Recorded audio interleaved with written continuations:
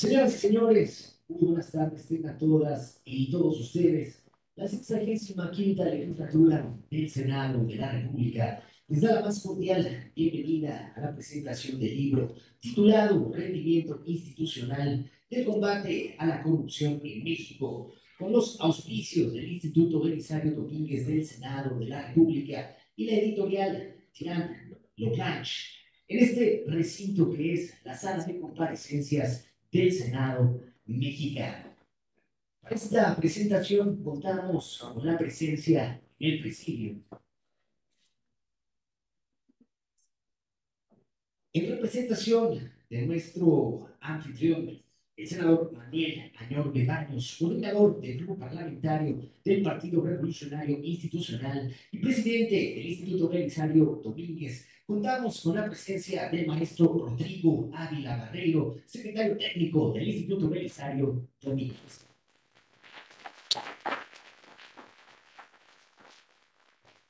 Contamos con la presencia del doctor David Cienfuegos Salgado, investigador del Instituto Internacional de Estudios Políticos Avanzados Ignacio Manuel Altamirano de la Universidad Autónoma de Guerrero.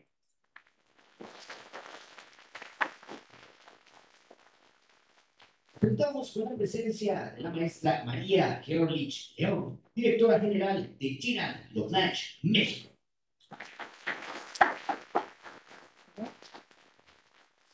Contamos con la presencia de la doctora Lauré de la NAP, Etos, Innovación en Políticas Públicas. Por el mismo modo, contamos con la presencia del doctor Roberto Germán Fiorio, director de Planeación, Evaluación y Normatividad en la Contraloría Interna de la Cámara de Diputados. Del mismo modo, contamos con la presencia del maestro Eduardo Bojorquez, director ejecutivo en Transparencia Mexicana. Finalmente, para conformar este honorable presidium, contamos con la presencia del moderador de esta presentación literaria, el doctor Luis Mendoza Cruz, investigador C del Instituto Belisario Domínguez del Senado de la República.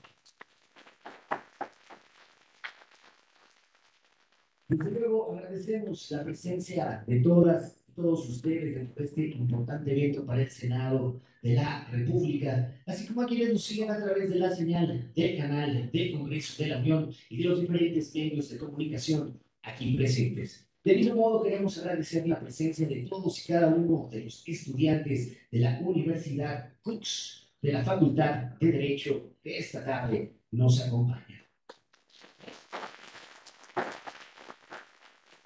Sin más preámbulos, señoras y señores, para dar inicio, escucharemos el mensaje de bienvenida a cargo del maestro Rodrigo Ávila Barreiro, secretario técnico del Instituto Belisario Domínguez del Senado de la República.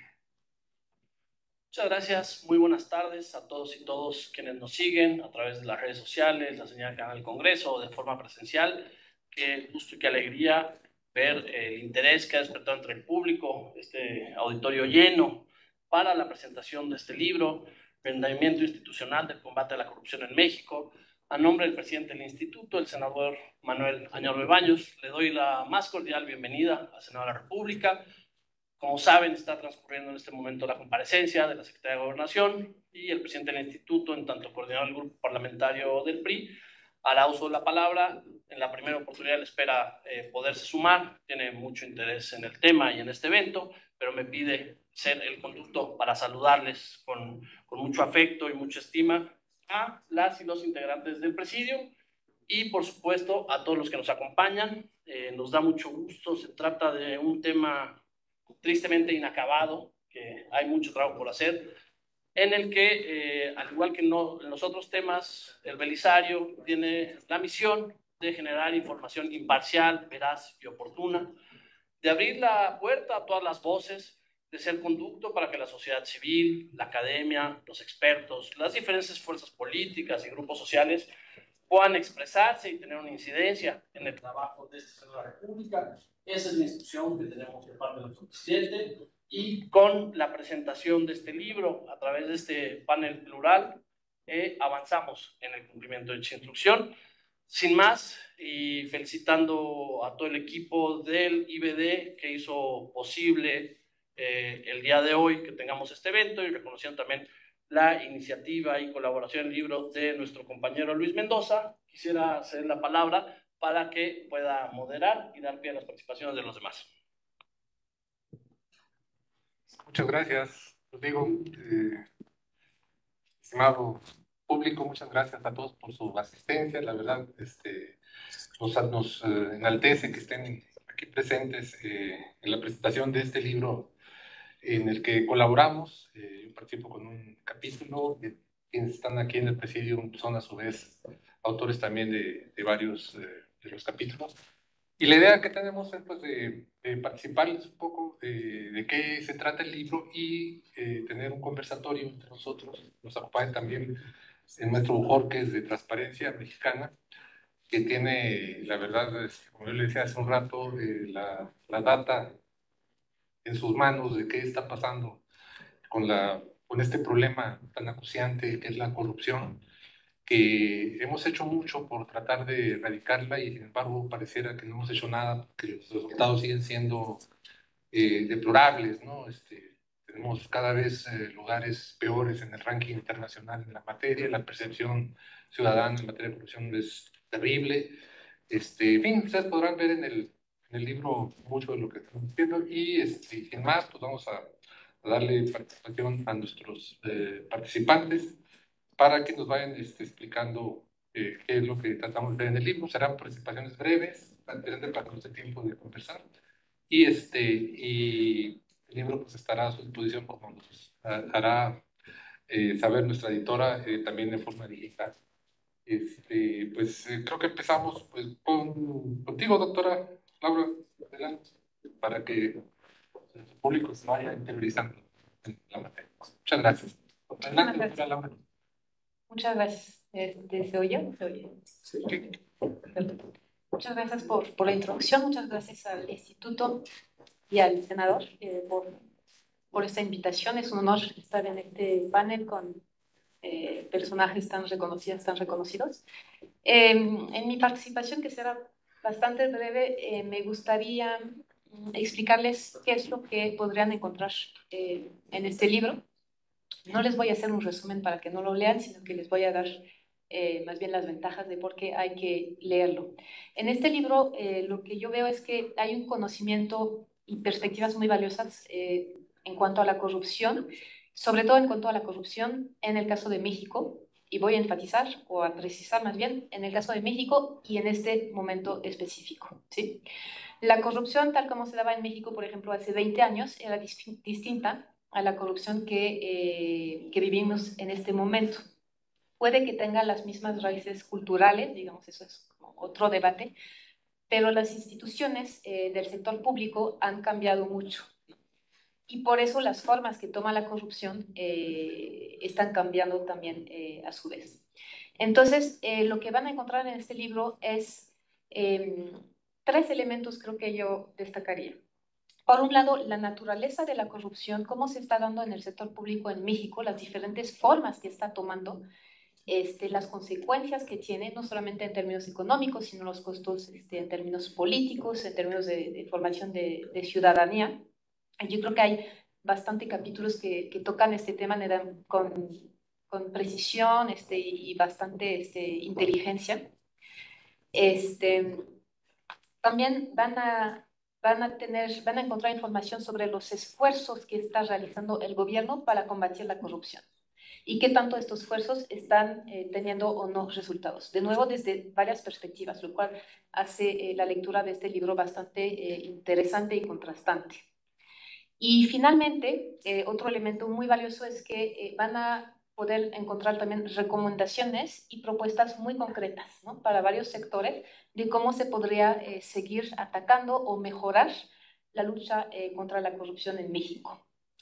De manera resumida, podríamos decir que aquí están todos los insumos, digo, no todos, obviamente sería muy ambicioso decirlo, pero muchos insumos para una hoja de ruta o varias hojas de rutas sobre qué es lo que habrá que hacer para seguir luchando contra la corrupción en México Y con eso yo creo que lo hace un libro bastante valioso, sobre todo en este momento, digamos, político, antes de las elecciones. Otro elemento que me gustaría enfatizar, que a mí me gustó mucho en el libro, es que la corrupción luego se ve mucho desde los corruptólogos, es decir, pues, gente especializada en el tema de corrupción, que muchas veces son del sector más tipo normativo, legal, poder judicial, etcétera. Y pocas veces se ve desde los sectores que padecen la corrupción. Yo creo que eso es algo bastante clave. En el libro van a ver la visión de cómo se está viviendo la corrupción desde ciertos sectores, digamos, del sector público. Y eso lo hace como mucho más aterrizable y permite entender de manera más precisa, bueno, cómo es que lo podremos combatir. Para aclarar un poco lo que estoy mencionando, voy a hacer una metáfora con el cambio climático. Hay climatólogos que nos están explicando que el cambio climático va a tener todos estos efectos que conocemos y que entonces tenemos que actuar. Pero los que son aptos para luchar contra el cambio climático no son los climatólogos. Sabiendo que muchas de las emisiones de gases de impacto invernadero vienen del sector energía, lo que necesitamos para luchar contra el cambio climático, entre otros, son ingenieros en materia de energía, ¿no? Entonces, en el caso de la corrupción lo veo un poco de la misma forma. Por ejemplo, tomemos la corrupción en el sector de las obras públicas.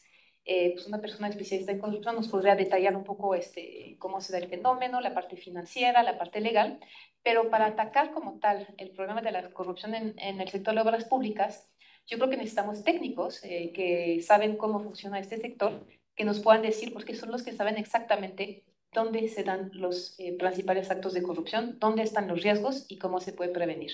Entonces, eso es un aspecto que me gustó bastante en este libro. Vienen algunas propuestas en este sentido. Y para no acaparar la palabra, digo, tengo otros comentarios, obviamente, sobre el tema, me encanta, pero pues aquí dejaría mi intervención. Muchas gracias.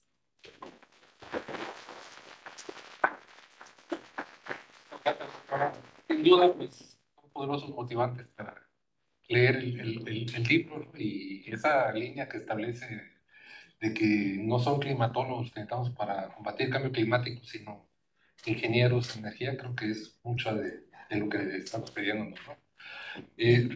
David Cienfuegos, te pediría tu intervención para que también nos explicaras el sentido general de este trabajo. Muy buenas tardes. Me da muchísimo gusto estar aquí con ustedes esta tarde. Debo decir que nobleza obliga, mi agradecimiento al Instituto Belisario Domínguez por la organización para en esta tarde presentar esta obra. Una más, seguramente dirán muchos, en torno a un tema que ha sido recurrente en los últimos años en la agenda política, pero sobre todo en la discusión ciudadana. Pero no solo eso, también mi agradecimiento a todos los que están aquí para hacer comentarios en torno a la obra y a ustedes para escuchar estos comentarios. Debo decirles que mi representación como uno de los coordinadores y a nombre de todos los coordinadores lo hago también, me permite expresar ese agradecimiento y ofrecer también una disculpa pública de mi compañero Fermín Rivas Prats, que no pudo estar con nosotros. Como dirían, necesidades del servicio lo detuvieron en su oficina y no puede estar aquí con nosotros. Iniciaré recordando algo que, pues, verdad de perogrullo, o sea, nosotros hemos estado hablando de la corrupción en México desde hace siglos. Hemos visto los estudios en torno al fenómeno de la corrupción, no es nada novedoso, y a los mecanismos que se utilizan para tratar de combatir la corrupción. Iniciaríamos, por supuesto, con los famosos juicios de residencia en la época virreinal y llegaríamos al sistema que se ha generado en los últimos años para tal efecto. El libro, efectivamente, lo que busca no es que se exponga teóricamente el fenómeno de la corrupción, un fenómeno universal. No hay ningún país en el mundo que pueda decir aquí no hay corrupción. Pero lo que buscamos es que ese fenómeno de la corrupción lo veamos desde México a partir de los mecanismos, de los instrumentos que hemos construido, especialmente en el plano jurídico, para combatir este fenómeno. Gerardo Dehesa, si mal no recuerdo, allá al inicio del siglo XXI, escribía un libro de cómo nos arreglamos. Ahorita venía a la mente cuando Laura estaba hablando. Y efectivamente nuestra cultura, una idiosincrasia muy particular, la mexicana, ha generado esos esquemas de corrupción y los ha de alguna manera normalizado. Desde esa expresión que es quizá por lo mismo dicha en tono festivo en muchas ocasiones de que la justicia, de algún día la revolución me hará justicia, pasando por esquemas donde no hay que morder la mano que nos da de comer, la ropa sucia se lava en casa, hasta llegar al a mí no me des, nomás ponme donde hay, nos muestra una idiosincrasia que en el sector público sí había cobrado carta de naturalización. Pero lo relevante, y creo que esa es una parte que hay que destacar, es que los nuevos mecanismos que se crearon en el último lustro, un poco más de un lustro, han servido para hacer patente que la corrupción se ha extendido no solamente desde el sector público hacia otros ámbitos como el privado, sino que ha terminado también por normalizarse en la vida pública y privada del país. Y esto a veces pues llama mucho a la reflexión de un presidente, ¿verdad?, que dijo que era un tema cultural. Y sí lo es. Es totalmente cultural el tema de la corrupción porque está arraigado, ¿sí?, en el día a día, en la cotidianeidad de los mexicanos. Negarlo nos evita asumir que tenemos un problema que hay que resolver. El libro no se ocupa totalmente de ese tema, pero parte de estas premisas para poder construir primero un análisis en torno a lo que tenemos en este momento como combate a la corrupción. Y por ello el nombre es el de rendimiento institucional. Y como bien lo ha advertido Laura, efectivamente no es nada más la visión teórica. Si queremos conocer el desempeño del sistema que combate la corrupción, necesitamos irnos al suelo parejo, al piso, ¿verdad? Para ver desde ahí qué es lo que en cada una de las instancias, dependencias, secretarías y demás órganos u organismos del Estado se está haciendo para que ese sistema funcione de manera adecuada. Es una visión que lo mismo se puede compartir desde el derecho que desde la ciencia política. Y por eso la diversidad de visiones, de perspectivas que Laura ya adelanta, se encuentran en los 15 ensayos que componen esta obra. Adelanto también que esta obra tiene una continuación y hace un momento, como buen abogado, litigaba con María Guerlich el que ojalá y pronto esté ya en Tirán lo Blanche los manuscritos, diríamos antes, los archivos para empezar a trabajarlo. Un libro que se ocupa de los riesgos de corrupción y el diseño institucional. Porque muchas veces, más allá de que efectivamente tenemos un sistema para combatir la corrupción, también ocurre que el propio diseño institucional genera vías ¿para qué? Para que pueda saltarse, ¿sí?, el corrupto, los corruptos, porque siempre les digo, para que haya un corrupto de este lado se requiere un corrupto del otro lado, ¿verdad? Saltar, sí, esas vías jurídicas que pretenden atajar el fenómeno de la corrupción. Se está preparando en torno principalmente a la división tripartita del poder público, pero sin olvidar el papel tan relevante que en los estados contemporáneos tienen los organismos autónomos. Y en ese sentido, este avance, este primer intento de abordaje de lo que es analizar el sistema anticorrupción en nuestro país, al final del día se ve desde una perspectiva, sí, fáctica. ¿Qué es lo que está pasando con casos concretos para posteriormente hacer la evaluación ya desde el diseño institucional? Algo que quizá nosotros vemos de lejos, sobre todo con los abogados, porque decimos el diseño está perfecto. ¿Alguien podría decirnos que la Constitución mexicana no es una de las mejores constituciones del mundo? Creo que nadie podría refutar esa afirmación. Sin embargo, si ustedes van al estado de Guerrero, al estado de Oaxaca, al estado de Chiapas, bueno, si ustedes van a algunas zonas de la Ciudad de México, encontrarán que esa Constitución no se ha hecho realidad en el día a día, en la cotidianidad. Y eso es muy importante porque, ¿qué tiene que ver con la corrupción? Mucho. La corrupción al final del día, sea que esté en el sector público, sea que se dé en otras áreas, ¿sí?, de la vida cotidiana de los ciudadanos, tiende a generar un incremento en la vida, ¿sí?, económica de la sociedad. No solamente afecta el erario, y afectar el erario es afectarnos a todos nosotros, porque ese erario se compone con los recursos que nos pertenecen a todos los ciudadanos. No solo eso, sino que la corrupción, al ir generando estos mecanismos, ¿sí?, de, vamos a llamarle, redistribución económica en el seno de la sociedad, termina por afectar el cumplimiento de aquello que es muy valioso en este momento para los ciudadanos, sus derechos humanos. La corrupción impacta directamente los derechos humanos porque al final del día, si me permiten la afirmación, alejándome un poco de lo que dice la Real Academia Española respecto a lo que es corrupción, la corrupción termina por ser también la ineficiencia de los servidores públicos, a los que les estamos pagando para hacer un trabajo que no realizan de la manera más adecuada, de la manera más integral para solucionar problemas o para dotar de obras y servicios a una sociedad urgida de ellos. ¿Y eso en qué impacta entonces? Pues en servicios como la educación pública, la sanidad, por supuesto, el acceso a un agua potable, que todo está garantizado en la Constitución, pero que gracias a fenómenos y a factores como la corrupción, esto no se está llevando a cabo, esto no se está llevando a la realidad.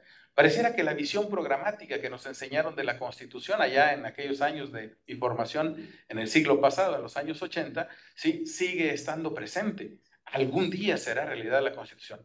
En la medida en que los sistemas de combate a la corrupción funcionen, en que involucremos la participación ciudadana, elemento fundamental para entender los mecanismos reales que pueden generar un mejor combate a la corrupción, en esa medida, esa participación ciudadana terminará por lograr el objetivo que quizá el mero sistema, la existencia de las normas, la existencia del modelo, no lo puede lograr.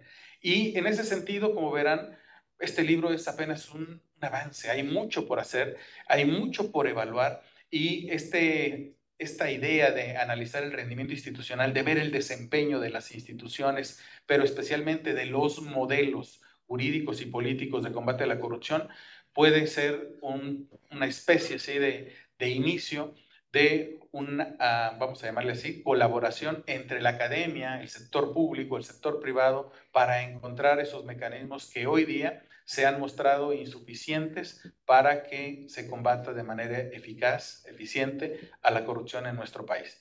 Es un tema que nos afecta a todos, que nos debe doler a todos, pero que desafortunadamente lo vemos todos los días y hemos perdido la capacidad de asombro ante la cantidad de corrupción que nos rodea a todos los mexicanos. Yo dejaría ahí el comentario en torno al libro, reiteraría mi agradecimiento. Siempre es muy importante el debate ciudadano, el debate público, porque nos permite efectivamente ver cuál es la perspectiva que tienen los demás ciudadanos, los demás actores políticos. Y en este momento, reitero, y solamente porque he escuchado a Laura, reitero que como coordinadores de la obra, creo que nos sentimos agradecidos con las instituciones, empezando por Tirán Loblanche, por las instituciones que en su momento están contribuyendo de manera eficiente, eficaz al combate a la corrupción, porque nos están dando la esperanza de que frente a otras instituciones que no lo están haciendo de manera adecuada, hay una posibilidad real de que este sistema para combatir la corrupción en nuestro país pueda ir mejorando, pueda ir alcanzando los retos que tenía cuando se pensó desde la ciudadanía, hay que recordarlo, cuando se aprobó y hoy que se supone, y digo se supone con cabal conocimiento de causa, está tratando de rendir los frutos con los que se diseñó al principio. Muchísimas gracias a ustedes por su atención y yo quedo ahora sí a sus órdenes. Muchas gracias a todos los comentaristas por adelantado. Muchas gracias, David, por esta importante reseña que nos hace precisamente el interés del senador Manuel Añorbe, presidente del Instituto Belisario Domínguez, por este y otros temas de impacto y de importancia en la sociedad, es que vayamos al fondo, a las causas, que busquemos no solo lo que está pasando, sino que pensemos cómo se puede resolver y cómo el trabajo legislativo pudiera contribuir también a tener mejorías en ello. La instrucción que nos ha dado para el Instituto Belisario Domínguez es que nuestras investigaciones y nuestros productos pues sean de cara a la sociedad, ¿no? Que puedan aportar, que puedan ser útiles y que resistan el análisis, ¿no? Y, digamos, el asedio del público por las cosas que ahí se dicen. Esto es que no inventemos, ¿no? Sino que estemos poniendo las cosas como son, nos gusten o no, y que pensemos cómo resolverlas también, porque en eso va mucho más. Este es el interés que nos ha manifestado el senador Añorbe y es el sentido con el que hemos trabajado. Y como bien dices, hemos de seguir trabajando, porque ahí vienen algunos otros productos en esta línea de trabajo. Igual, el señor Yorbe, créanme que aprecia mucho la presencia aquí de muchos jóvenes, porque estudiantes sobre todo, ¿no? Y de las escuelas de estudios superiores, porque siempre nos ha dicho y considera que el México que viene es de los jóvenes, ¿no? Y precisamente los jóvenes, pues, son quienes han de tomar estas banderas, ¿no? Para llevarlas a mejores lugares, a mejores estadios. De ahí que reiteremos la bienvenida a todos ustedes. Y le pedimos ahora a la maestra María Carlich León, directora general TIRA, nos dé su perspectiva sobre este libro. Adelante, maestra. Bueno, pues lo primero, pues muchísimas gracias por convocar este evento al Senado de la República, por pues, ser el anfitrión del mismo, especialmente al Instituto pues, Belisario Domínguez y a su presidente, que estoy segura que tiene pues mucho pues, interés en promover este tipo de acciones, y muestra de ello es que podamos estar aquí hoy. También agradezco mucho pues, a todos ustedes que nos están acompañando para pues, escucharnos, ya sea presencialmente o a través de las redes sociales. Realmente no seríamos pues, nadie sin su atención, así que pues muchísimas gracias. Y también, por supuesto, a mis compañeros de mesa, gracias por el tiempo dedicado entre sus actividades diarias, que pues parece algo sencillo, pero realmente cuadrar agendas siempre es muy complicado, y me alegro mucho de que hayamos podido hacerlo. Desde la editorial Tirando Blanc, pues nos sentimos bien orgullosos de haber editado esta obra colectiva, que déjenme decirles, pues es el segundo esfuerzo que hacemos en publicar una obra con la metodología del el análisis del rendimiento institucional, ¿no? Que, bueno, los coordinadores de la obra explican pues muy bien cuál es este enfoque, ¿no? Pero básicamente significa poder analizar si una institución está cumpliendo pues cabalmente con los objetivos o con los fundamentos para los cuales está creada, ¿no?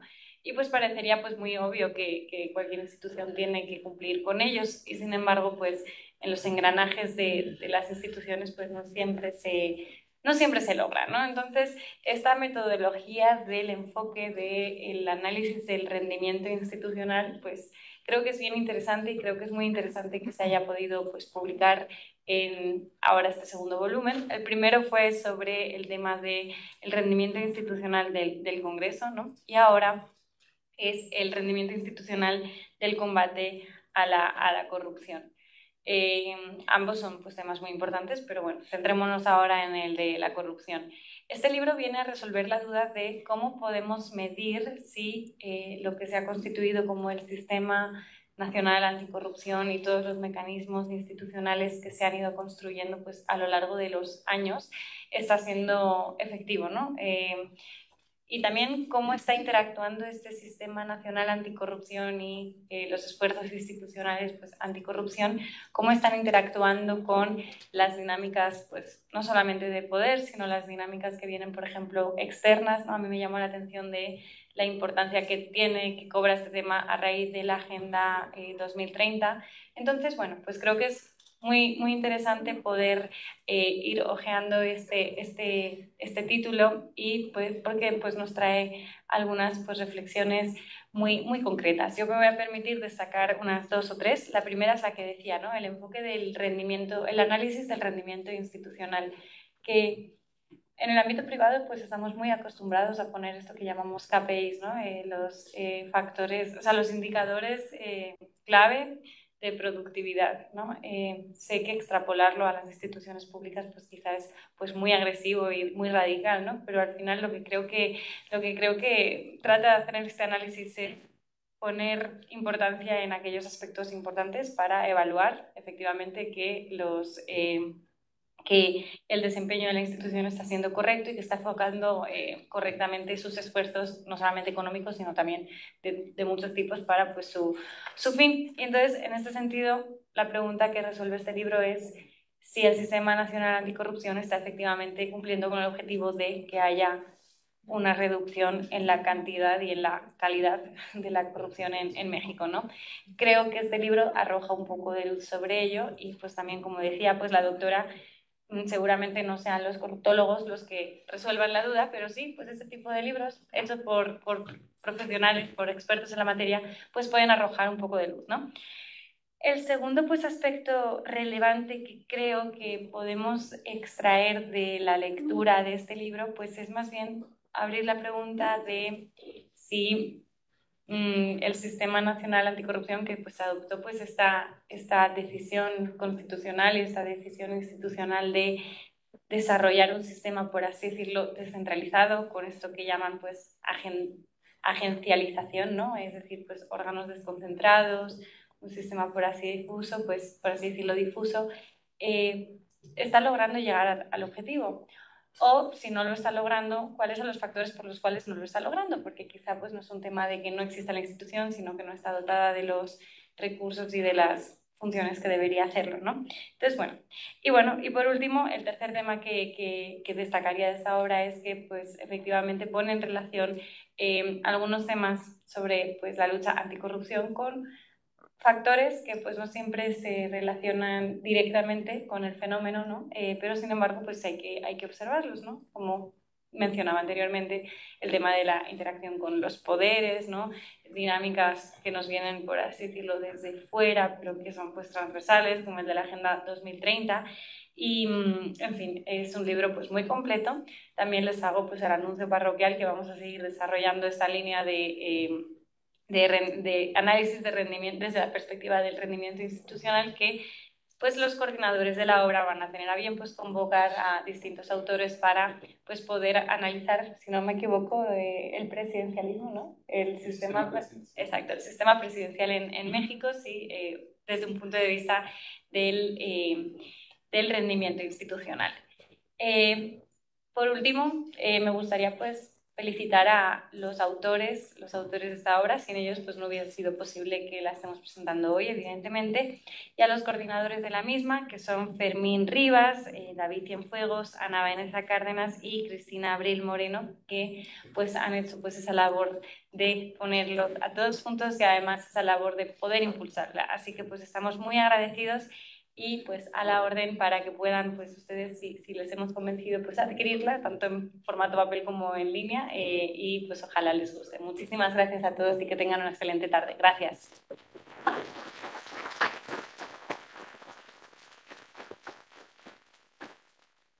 Muchas gracias, maestra, por sus comentarios. Creo que se me olvidó mencionar que el libro puede ser consultado digitalmente en la página de Tirán Logrange. Es importante que lo sepan porque pues, ahí la pueden consultar.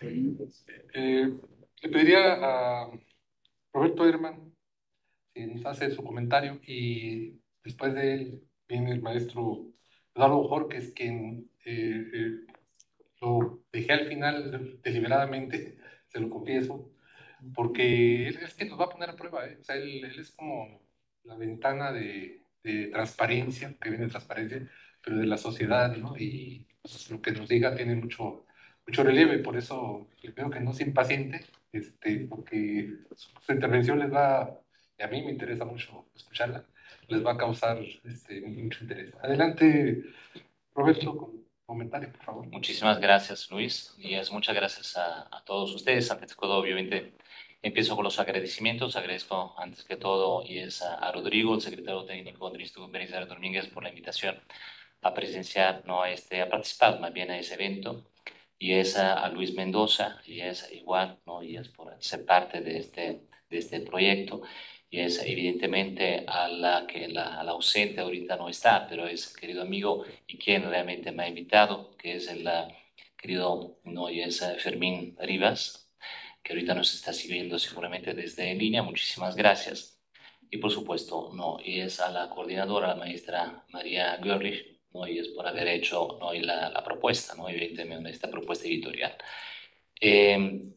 ¿Qué le voy a decir con respecto a la corrupción? Se ha dicho muchísimo, ¿no? Respecto a la corrupción, y el tema de corrupción es un problema que ya tiene siglos, ¿no? Y entonces, ¿qué soluciones tenemos con respecto a ese fenómeno?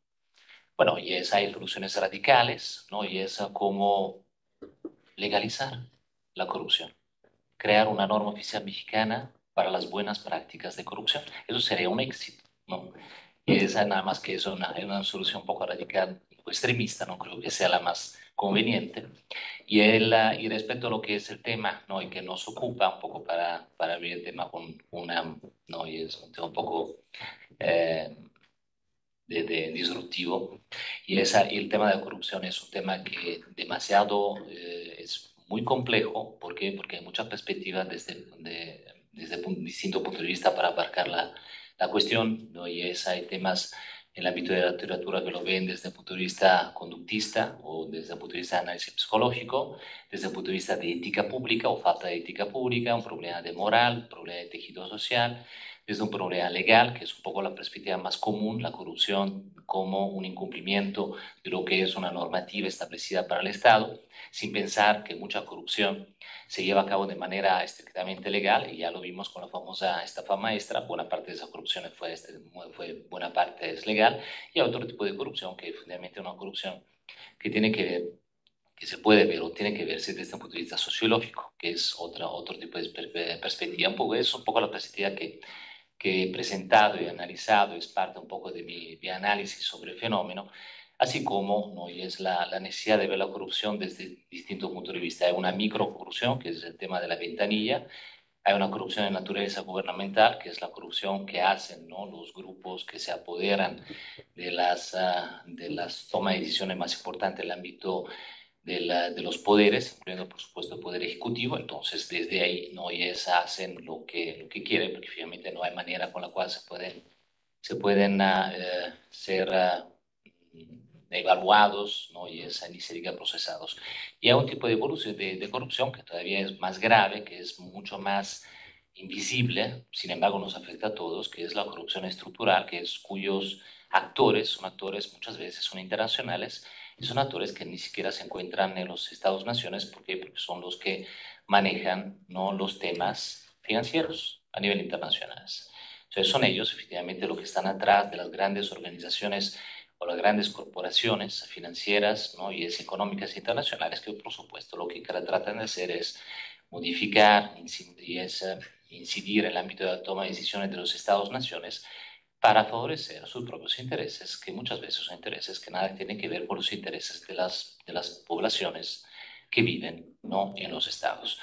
Eso es un poco el tema, ¿no? Y es de la complejidad, ¿no? Del tema de la corrupción. ¿Por qué? Porque es un tema de corrupción que uno lo ve desde un punto de vista, ¿no? Y si lo vemos desde un punto de vista extralegal, ahí entramos en un terreno que es mucho más complejo de análisis. Entonces ahí sí es muy importante el tema metodológico, poner muy claro cuál es el tipo de criterio que vamos a utilizar para poder analizar el fenómeno.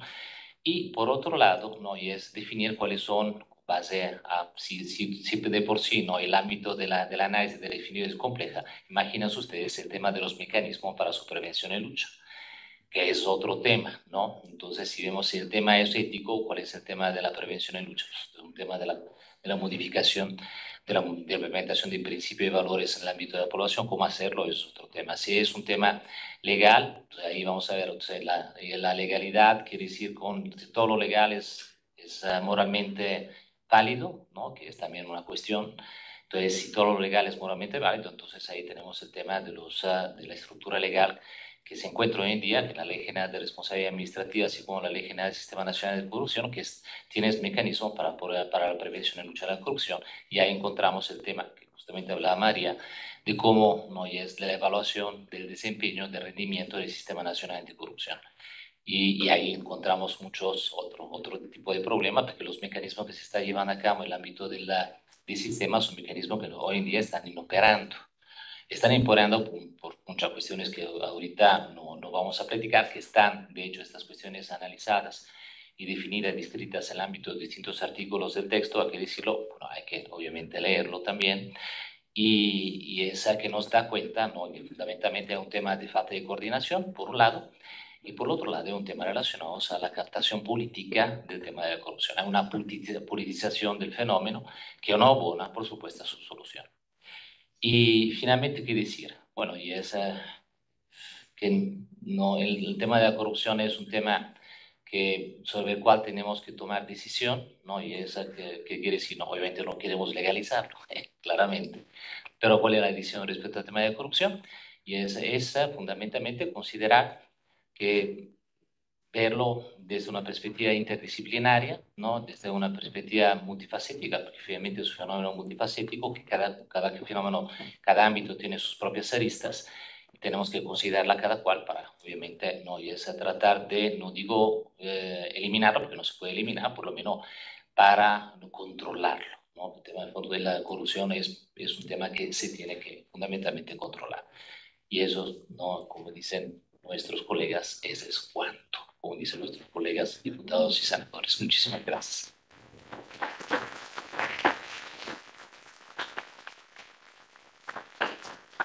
Muchas gracias, doctor Herman, por la interesante presentación. En lo que a mí respecta, únicamente diré poco para que ya el maestro Bojorquez nos ponga a prueba, como digo yo. El énfasis que yo puse en mi participación en el libro es que así como hemos construido un pasmoso sistema anticorrupción, me parece que hemos olvidado hacer lo mismo con la creación de integridad pública. Esto es, nos hemos preocupado mucho, así lo digo yo coloquialmente, por corretear a los corruptos, y hemos olvidado que también debemos de hacer mucho por formar buenos servidores públicos, que es lo que en el mundo se conoce como creación de integridad pública, que también es un trabajo institucional que se tiene que realizar para precisamente poner un dique a la forma de estarle dando la vuelta a la norma anticorrupción. En los países donde se crea integridad pública, a mí me lo han dicho, dice, es casi imposible que haya corruptos. ¿Por qué? Porque no solo la norma es dura, el dura lex, ¿no? Sino que los servidores públicos se someten también a ejercicios periódicos de revisión de capacidades y de integración, y pues eso ayuda a que no sea algo permisible, ¿no? El poder realizar evasiones al cumplimiento de las normas y al buen servicio público. Bueno, dicho lo anterior, pues le pediría al maestro Eduardo Bojorquez, director ejecutivo de Transparencia Mexicana, sus comentarios al respecto. Adelante, maestro. Muchísimas gracias. Muy buenas tardes a todas, a todos. Es un gusto estar en este Senado de la República a invitación del Instituto Belisario Domínguez y de los coordinadores de la obra. Gracias, David. Hace poco anduve en tu tierra y qué complicadas están las cosas en términos de anticorrupción. La verdad es que tremendo reto tienen para las mentes lúcidas como la tuya para cambiar Guerrero para bien. La verdad es que no está nada fácil. Y empiezo por retomar el planteamiento de Luis para decirles que, contarles una historia y decirles cuánto coincido con lo que está planteando Luis en esta obra, que como toda obra colectiva, pues tiene las virtudes de todos sus autores, de convocar a la inteligencia, a la interdisciplinariedad, y también tiene los retos de después darle armonía y sentido a las muchas lecturas que están alrededor de este texto. Pero son 420 pesos bien invertidos. Sí, yo lo compré en línea, estaba fuera de México y la verdad no me arrepiento, es una buena inversión. Voy con el tema de Luis. Cuando le planteamos al Ejecutivo Federal, déjenme darles un antecedente. Este Senado de la República aprobó por unanimidad, en el marco del Pacto por México, en diciembre de 2013, la creación de un organismo todopoderoso para enfrentar la corrupción. La antípoda maestra de lo que es un sistema descentralizado, ¿no? Un gran organismo centralizado con un solo individuo al frente. Esto se hizo en el marco del Pacto por México.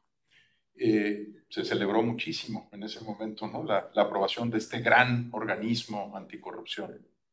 Habíamos los que no celebramos tanto, nos quedamos callados, nos pudimos estudiar, a revisar qué había aprobado este Senado de la República, y para marzo del año siguiente, pues ya habíamos construido una crítica razonable, basada en evidencia, de por qué no funcionaría un gran organismo anticorrupción todopoderoso para todos los poderes y todas las acciones del Estado. Y la respuesta es muy simple, porque incluso un organismo anticorrupción es vulnerable a la corrupción. Lo sabemos para las procuradurías y las fiscalías, ¿no? Los impartidores de justicia pueden caer en corrupción, los jueces también pueden ser objeto de la corrupción, y la experiencia internacional mostraba que todo gran organismo anticorrupción que concentraba todos los poderes en una sola figura había sido fracasado. El más ejemplar, el de Argentina, 2 años después de su creación, era calificado por la opinión pública como el organismo más corrupto de todo el gobierno argentino. Entonces, tuvo que venir una discusión técnica, académica, para revisar qué tenía México, no crear burocracia, esto es muy importante, no se creó un organismo nuevo, no tiene un costo para el erario del Sistema Nacional Anticorrupción, que sea distinto al de las partes que lo componen, no hay un costo adicional, pero se trataba de darle sentido y propósito a muchas instituciones que ya habíamos creado por años. Teníamos una Auditoría Superior de la Federación, que depende de la Cámara de Diputados, que había sido creada en el año 2000 y a la cual se le invierten anualmente decenas de miles de millones de pesos. Teníamos una Fiscalía General de la República, que venía de la reforma al 102 constitucional, había dejado ya su lugar la Procuraduría General a la Fiscalía General de la República, y nos cuesta varios decenas de miles de millones de pesos al año. Y teníamos un órgano garante de acceso a la información pública, ese es más barato, nos cuesta 1,000 millones de pesos al año. Teníamos a su vez pues todo un Consejo de la Judicatura Federal, que también ocupa una parte importante del presupuesto público. Teníamos un conjunto de piezas que tenían que ser articuladas con un propósito de política pública: reducir la corrupción en el país y, como dice Luis, y ahorita retomo este tema, contribuir a la integridad de las instituciones públicas del Estado mexicano. El Sistema Nacional Anticorrupción como tal no tiene KPIs. Los que tienen KPIs son las instituciones que forman el Sistema Nacional Anticorrupción: el INAI, la Auditoría Superior de la Federación, la Fiscalía General de la República, su Fiscalía especializada en la materia. El desempeño institucional del sistema no puede medirse porque es un mecanismo de coordinación.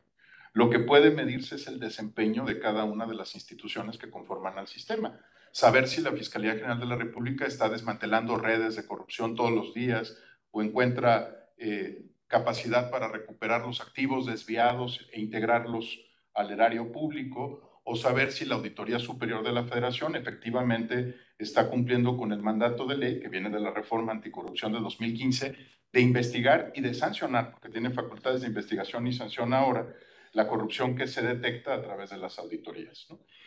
Lo que ilustra el sistema, y creo que por eso es tan importante el texto, es que, y retomo lo que decía Laura, es que evaluar al sistema es evaluar a sus partes. Ese es evaluar al sistema, y esos son los KPIs, que sí los tiene. En México no le tenemos resquemor a los KPIs en el sector público, no son otra cosa que indicadores de desempeño que hay que tener en cualquier organización humana, y como tal, pues lo que sabemos hoy es que las instituciones que están a cargo de este tema han tenido enormes dificultades en cumplir su mandato legal y constitucional. ¿Cuántas redes de corrupción han sido desmanteladas en México a partir del trabajo de la Fiscalía General o de los tribunales? Cero, ¿no? Si ustedes me dicen cuántas redes de corrupción, ¿cuál es la recuperación de activos de todos estos enormes fraudes al erario público? ¿Cuánto se le devolvió al pueblo de México en términos de recuperación de activos? Creo que son 1.4 millones de pesos. Esa es la recuperación de activos de nuestras instituciones responsables de estos temas. ¿Cuántas sanciones ha habido por presuntas responsabilidades administrativas en todos los sistemas nacional y estatales anticorrupción? Probablemente unos 200 casos, con un caso muy particular que es el de Nayarit, que concentra cerca del 25% de los casos del país.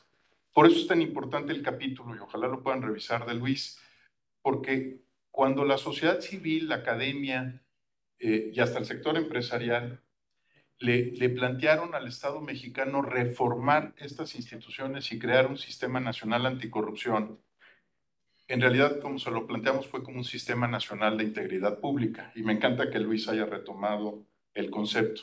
En Transparencia Internacional, donde yo trabajo, tenemos esta categoría desde el año 2000, que son los sistemas nacionales de integridad, así se llaman, y esa es la filosofía con la que hemos trabajado en el mundo. Y lo que se intentó aprobar en 2015 y en 2016 fue justamente eso, un sistema nacional de integridad pública que lamentablemente por solicitud de la oposición en ese momento se llama un sistema nacional anticorrupción, ¿no?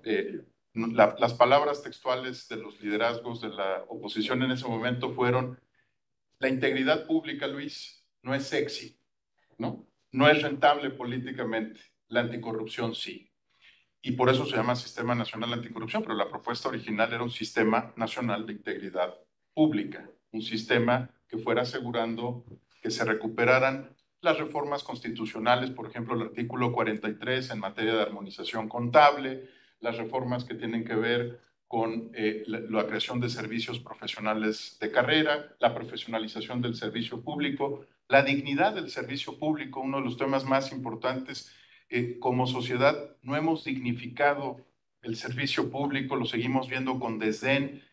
A los policías de tránsito, los oficiales de tránsito, por poner el ejemplo más ramplón, los llamamos polis, ¿no? El poli, y así le llaman a la persona que está encargada, que es un agente de la seguridad desde el Estado mexicano.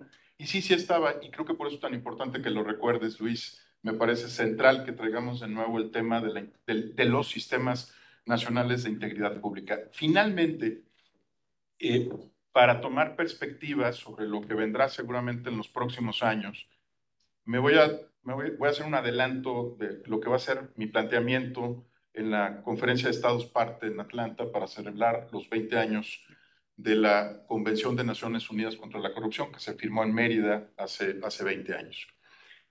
Y retomo algo que ha estado en la mesa y que Roberto y yo hemos discutido muchas veces sobre el ámbito privado.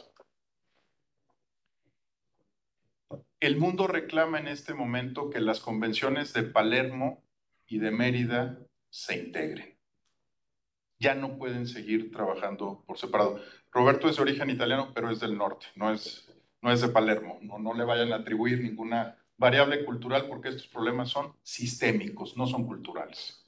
El lavado de dinero y los paraísos fiscales fueron diseñados en el respirador por alguien.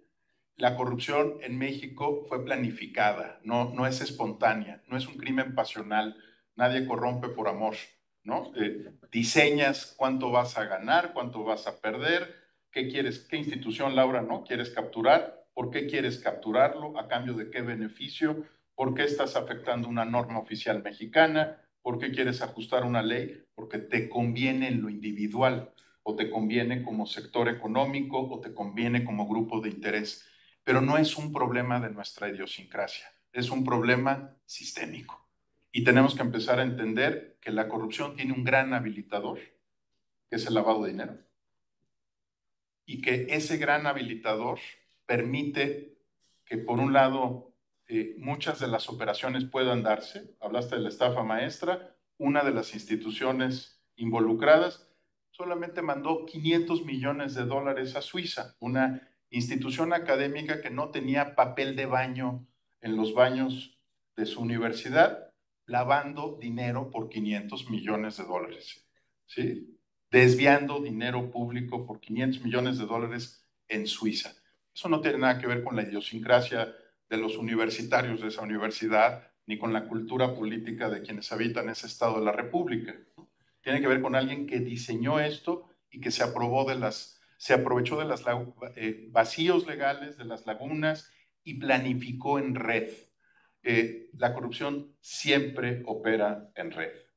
No son individuos que se lanzan a la aventura, no, estamos en la víspera del 12 de octubre, no se lanzaron a ver qué encontraban del otro lado del océano, como en Colón, ¿no? Lo planificaron, lo pensaron, y entonces tiene que haber convergencia entre la Convención de Palermo y la de Mérida. Y en el ámbito de la prevención, y retomo de nuevo lo que Luis ha planteado en el texto, en el ámbito de la prevención tenemos que hacer que la prevención funcione, porque la mayor cantidad de recursos públicos invertidos en este momento en anticorrupción es para acciones preventivas.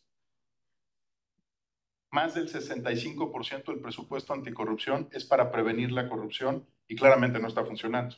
¿no? Entonces, antes de evaluar al sistema en su conjunto, evaluemos la política pública, que es lo que nos está invitando a hacer este libro, para ver si los que tienen prevención realmente previenen, si los que queremos que haya una modernización y una dignificación del servicio público lo estamos promoviendo, si queremos profesionalizar a nuestros cuadros y si estamos listos, porque los estudiantes mexicanos reprobamos la prueba PISA, no nos gustan las pruebas antes de entrar al servicio público, no nos gustan los exámenes, nos gustan las relaciones políticas, el amigo, el conocido, la palanca, pero no por una razón cultural, sino por una razón práctica.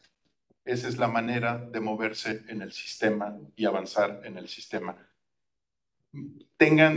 Dense el tiempo para revisar el libro. Yo nada más mencioné un par de capítulos.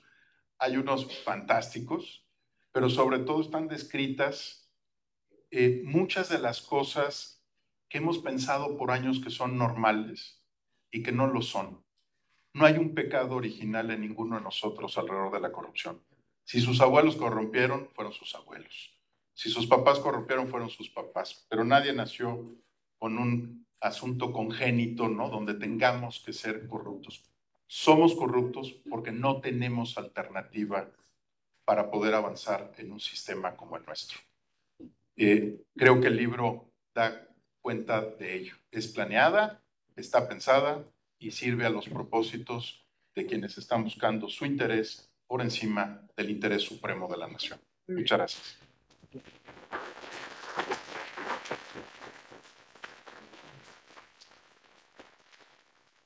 Muchas gracias, Eduardo Jorge. Es impresionante su valoración del libro. Yo me esperaba una pamba y la verdad nos estimula mucho al trabajo que hemos puesto a su consideración, a su disposición, porque creo que vamos en un sentido, aportaciones que pueden ser muy útiles. Ahorita nos acompañó por unos momentos el senador Manuel Añorbe. Lo llamaron otra vez al pleno porque hay votación, entonces tiene que ir a votar, y aquí en México la votación es presencial, no está habilitada la votación a distancia, pues porque nuestra Constitución dispone que los legisladores estén presentes en el recinto parlamentario a la hora de emitir su voto. Entonces salió a votar, dice que ahorita hace el esfuerzo por regresar, tiene un mensaje muy interesante para nosotros. Y le quiero comentar a Eduardo que precisamente el senador Manuel Añorbe era diputado en la legislatura en la cual se aprobó el Sistema Nacional Anticorrupción, y él estuvo en ese debate donde ¿por qué anticorrupción y por qué no integridad? ¿No? Y era un debate muy ético, en el sentido de que había que trabajar más la integridad. En la Constitución debería de figurar un tema en positivo, ¿no? Que es la integridad, y no un tema en negativo, que es la lucha contra la corrupción, que nos dice de inmediato, nos hace temblar, como decimos en la Constitución. Se debe hablar de algo así tan delicado. Bueno, como él bien dice, primó en aquella ocasión una valoración política, y se fue más por ese lado, pero que en la mente de muchos de nuestros legisladores y de hacedores de leyes ha privilegiado esa acción, como digo yo, punitiva, ¿no? Si ustedes se fijan, Rodrigo, tú no me dejarás mentir, en todas las iniciativas que se manifiestan en este sentido siempre son subir las penas de castigo, más años de cárcel, más exacciones. Esto es una sombra que en la Constitución sea el triple la reparación del daño si se trata de una cuestión de corrupción pública, al triple de lo afectado, por decirlo de una forma, lo cual es imposible el resarcimiento. Cuando la propia Constitución, en su artículo 16, dice que las reparaciones deben ser proporcionales al daño infligido. Entonces ahí hay una antinomia, ¿no? Porque un artículo dice debe ser proporcional a, como se aplica en todo ustedes que lo saben, estudiosos de derecho penal, a todos los demás casos de desviaciones, y en el caso de la corrupción pública, al triple, ¿no? O sea, pareciera, a mi opinión, ¿no? En mi percepción muy individual, es como contrario a derechos humanos, inclusive esa disposición que está en nuestra Constitución, ¿no? Al triple, a muchos servidores públicos, yo lo he sido también durante años, nos asusta a la hora de asumir un cargo, decimos que estamos poniendo en la mesa todo nuestro patrimonio, nuestro peculio, el de nuestros hijos, padres, hermanos, por si cometemos algún error o se nos atribuye alguna responsabilidad. Como digo, la parte punitiva está feroz, es tremenda, pero vuelvo al punto, la parte de construir integridad pública, ahí se nos quedó en algún punto y más bien hemos deconstruido integridad pública.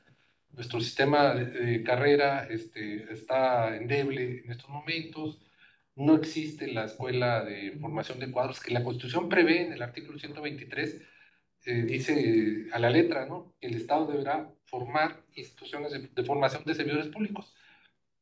No las hay por el Estado, las hay en las universidades, pero las universidades educan, no hacen la formación propia del servidor público que se requiere para desempeñar un cargo. Y lo mencionaba yo un poco ahorita que está aquí en el Senado, la elección de magistrados electorales, ¿no? Como para ser magistrado electoral, lo primero que haces en el proceso legislativo es declarar si son elegibles o no. Esto es, primero se revisa si cumplen todo lo que un magistrado teóricamente debe cumplir, desde tener título, tener una experiencia por largo tiempo, manejar bien el derecho, una serie de requerimientos. Luego se declaran elegibles y entonces se pasa a ver si son idóneos, ¿no? Se votan a favor o en contra de si tienen la idoneidad. En la administración pública nada de eso existe, o sea, se designan cuadros sin saber siquiera si si fueran elegibles, ¿no? Por decirlo de alguna forma. No hay nada que impida que pueda ser titular de lo que sea alguien que está formado en no sé dónde y que no tiene a lo mejor no sería el idóneo. En muchas partes del mundo sí se hace esa revisión ex ante de la idoneidad de cualquier cuadro, cualquier servidor público, ¿no? En cualquier sistema administrativo lo dicen, es un simple proceso de selección donde hay que cumplir una serie de requisitos, ¿no? Nos hemos olvidado al parecer de ellos y es por eso que yo insisto que lo que nos ayudaría mucho en el combate a la corrupción es tener integridad pública, esto es formar integridad pública, como bien dice Eduardo, están los instrumentos, hay mucho que se ha trabajado para ello, pero no se usan, no se aplican, se dejan de lado, ¿no? Bueno, ahorita hemos dado una vuelta completa a lo que es el libro, ahora pediría a los integrantes de la mesa si podemos intercambiar opiniones, mucho a partir de lo que nos ha comentado Eduardo, para poder reforzar algunos aspectos y motivarlos quizás todavía un poco más en la presentación del libro. Sí, podemos también dar espacio a algunas preguntas del público. A ver, ¿qué hacemos? ¿Estamos con las preguntas? Sí, quizá nada más para poder escuchar a todos, que sean preguntas, no exposiciones, o si son exposiciones que sean muy breves, de 1 o 2 minutitos. ¿Les parece? ¿Te parece bien, Luis? Sí, gracias. Yo hablo fuerte. Me llamo David Guzmán, soy de Guerrero, soy paisano del licenciado. Pero no se va a escuchar en el canal del Congreso la señal. Aquí estoy, me parece. Ya estuve mucho tiempo. Los felicito a todos, ha sido una espléndida comentario de este libro tan importante. Yo quisiera referirme que en efecto la corrupción es histórica y siempre será una tentación. Siempre será una tentación, pero volviendo a la actualidad, como lo planteaba la primera expositora, y tomando como referente lo que dijo mi paisano, la ineficiencia también es corrupción. Y si el tema es rendimiento institucional, y el último expositor habla que no se puede evaluar a un colectivo, sino hay que hacerlo de manera individual, pues yo creo que esa es la ruta. Hacerlo de manera individual a cada uno de los integrantes que conforman este comité. Esta referencia para analizar el avance o no de la corrupción, ¿no? Y mi propuesta concreta es de que tiene que seguir esto, porque de 15 años a la fecha la corrupción en las encuestas públicas ha tomado un relieve cada vez más grande. En las encuestas públicas, la corrupción ahora es uno de los temas que a la sociedad le importa. Está presente en el debate nacional y en la preocupación de la sociedad. No, este no puede ser un tema que se acote, sino que se continúe. Mi propuesta es que hay que aprovechar los tiempos para hacer una propuesta de reconsideración, de reingeniería de las políticas públicas, ¿no? Una reingeniería de las políticas públicas para corregir lo que no se ha podido hacer hasta ahora. Muchas gracias.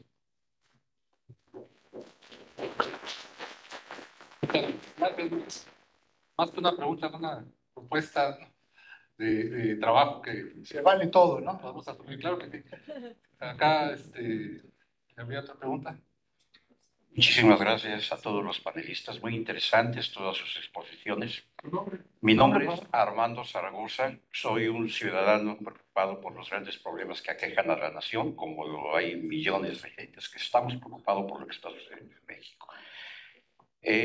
Me llamó mucho la atención el punto de vista del maestro Bojorquez, cuando habla de la creación de la burocracia, de la lana que ha costado al sistema combatir la corrupción, y me hizo recordar en los años 80, principios de los 80, del 82, 88, aquella famosa frase política, un eslogan, la renovación moral de la sociedad, que fue precisamente cuando se crea la dependencia que es el antecedente de la hoy Secretaría de la Función Pública, que es la Contraloría General de la Federación. Y esto se vio de alguna forma incluso llevado a la chunga, porque se empezó de la misión que tenía la Secretaría, esa institución, se convirtió en instrumento de persecución política, ¿verdad? Y el nombre incluso del titular, don Francisco Rojas, se le decía coloquialmente don Paco Rejas, porque pues, los funcionarios automáticamente, a veces hasta por cuestiones políticas, iban a la cárcel. Yo quiero preguntarles, en estos tiempos que estamos viviendo, principalmente tiempos electorales inéditos, ¿qué papel consideran que va a jugar el combate a la corrupción como una bandera política? ¿Será eficiente todavía utilizar esto? O, pienso yo, el rendimiento institucional del combate a la corrupción en México tendrán que verlo las dos posibles candidatas que lleguen a la presidencia para de verdad realizar una lucha que ahora sí se vea reflejada en los hechos. Esa es una cosa que me preocupa mucho, porque en realidad tiempos van, tiempos vienen y no hay nada claro en torno, porque la corrupción está manifestada en todos los niveles, en los trámites, desde lo más sencillo, que puede ser el trámite de una licencia, hasta un ministerio público, por ejemplo, ¿no? Respecto a lo que decía el maestro David Cienfuegos, en las frases coloquiales, le faltó mencionar lo del año de Hidalgo, que también es muy usado. Muchas gracias y por su atención.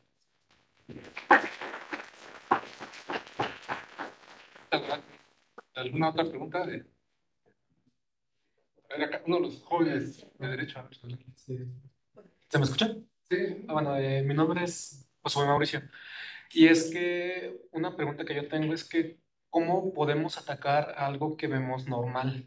Y es que yo considero es que en vez de enfocar esos recursos en tratar de castigarlos a la gente que es corrupta, ¿no sería mejor tratar de prevenirlo? Porque podemos comparar estos sistemas de anticorrupción de otros países, sin embargo, no podemos comparar el nivel de educación, ya que pensamos erróneamente que vivimos actualmente en una meritocracia, una disculpa. Y es que no es así. Muchas veces estamos rodeados de compatrascos y pues eso sería mi pregunta, ¿cómo se puede atacar algo que vemos normal? ¿Cómo se puede atacar algo que si nuestro sueldo es de 6,000, le aumentamos lo que robamos y ya es de 7,000? ¿Por qué? Porque sencillamente no nos queda de otra. Adelante, por favor, si nos da su nombre y empezamos a dar respuesta. Muy amable, gracias. Noemí Carrizales para servirles. Mi pregunta específicamente es cómo consolidar la confianza de la sociedad y honestidad en este gobierno. ¿Cómo hacer? A mí me interesa porque soy catedrática y tenemos al frente a todos ellos y hablamos de este tema de corrupción, pero ¿cómo hablamos de propuestas de solución? ¿Cómo hablamos de propuestas de prevención, como lo dijo ahorita Mauricio? Lo importante, porque además pareciera mentira, pero rendimiento institucional del combate a la corrupción en México, lo mencionó bien, estamos hablando de algo general cuando el tema es particular. ¿Cómo consolidar, cómo dar esa fuerza para que la confianza del mismo pueblo vuelva a generarse al gobierno que es elegido por nosotros mismos? Esta parte es, ¿qué tenemos que hacer? ¿Qué tenemos que hacer? Y sobre todo como estudiosos del derecho, para poder hacer esa consolidación. Muy bien, muchas gracias. ¿Hay una más? Buen día a todos, a todas. Soy la doctora Samantha Fonseca, presidenta nacional del programa Mujeres Mexicanas a la Guardia. Y bueno, pues creo que es bastante interesante abordar estos temas y sobre todo en el panel de educación, y qué bueno que estén aquí los estudiantes, porque creo que la corrupción es un mal que debe de trabajarse y de prevenirse desde la casa, desde los principios y los valores que nos fundamentan desde casa, a no el trueque, a no es los permisos, porque desde ahí comienza y se materializa justo en las instituciones y se materializa en la vida diaria. ¿Por qué? Porque al final del día creo que este mal nos ha atacado en todos lados, en todos los lugares, en el gobierno, en las escuelas y demás, ¿no? Entonces, creo yo que necesitamos políticas públicas o, justo la pregunta, ¿qué políticas públicas de prevención, como lo comentaba el compañero, tendría que haber para no solamente juzgar, como lo comentaba el compañero Bojorquez, que no es solamente, dicen, el 60% está invertido en prevención y es un fondo perdido, porque obviamente no previenes nada y no hay manera de fiscalizar justamente o medir qué nivel de corrupción hay en cualquier institución, no solo de gobierno, ¿no? En todos lados. Entonces, ¿cómo es que se pueden hacer políticas públicas que prevengan la corrupción y que además sea una parte, no sé, de algún tema de una currícula, desde la escuela, para que justamente en el desarrollo de la vida diaria se prevenga y se erradique, o al menos se atenúe un poco la corrupción? Es cuanto.